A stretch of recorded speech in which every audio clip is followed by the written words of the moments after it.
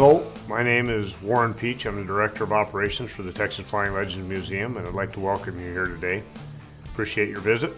This is the Grumman TBM 3E Avenger. This airplane was designed by Grumman to be a torpedo bomber and carry a 2,000-pound, 20-foot-long torpedo. So that's why you see the long bomb bay underneath that would open up and drop the torpedo from about 50 feet. It could also be used for bombing missions. It could be used for strafing, close air support. It had a crew of 3, the pilot plus 2 guys in the back. One would crawl up into the turret during battle and use the turret to protect the airplane.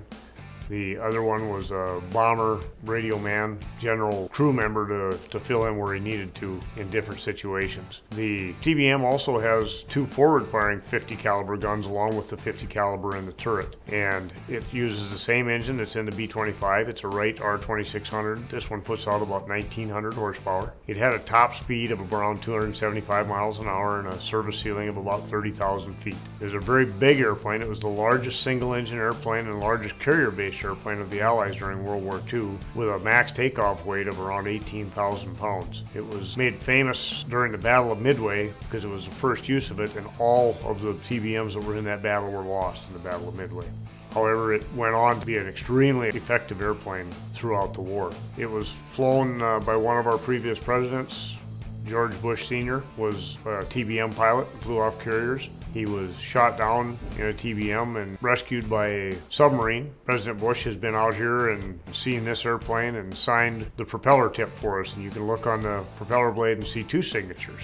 And that's one of the things that makes this airplane very special, is not only its current history and what it's done, but this is actually a World War II veteran. This airplane flew missions in the Pacific, where many of the airplanes that flew during the war were abandoned at the end of the war, either pushed off the side of the ship into the sea or left at the airfield that they were at because it really wasn't economical to bring them home.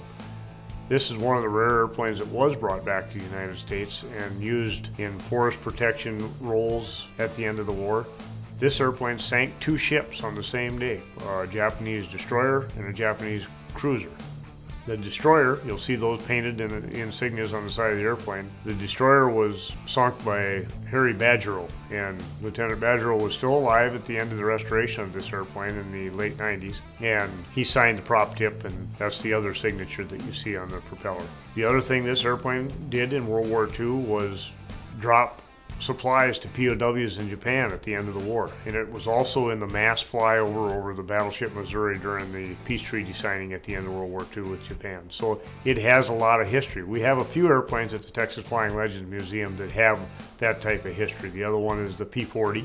It was lost in Russia during a dogfight, and the Zero is an actual combat veteran, and we also have an L-5 Stinson Sentinel that was actually at Iwo Jima and flying during the invasion at Iwo Jima. Back to the TBM, it's a big, heavy airplane.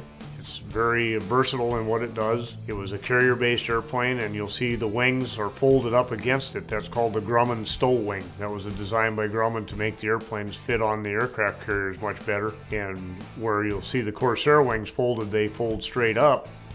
The TBM wings fold back against the fuselage and take even less room height-wise and width-wise. It enabled the Grumman aircraft, the Wildcat, the TBM, and the Hellcat to be able to store 5 airplanes in the space of 2 because of the stow wing configuration. The TBM was used to support our ground troops. In many Marine invasions, they would come in and use the forward-firing 50 caliber guns to strafe enemy troops and then drop bombs out of the bomb bay, and they could arrange 2,000 pounds of bombs in many different configurations in the bomb bay. This Avenger is a model TBM 3E, and the M stands for General Motors, Eastern Division. And the reason for that is Grumman designed the airplane, but they weren't able to keep up with production, so under license, General Motors Automotive started building airplanes to keep up with the production demands of the government.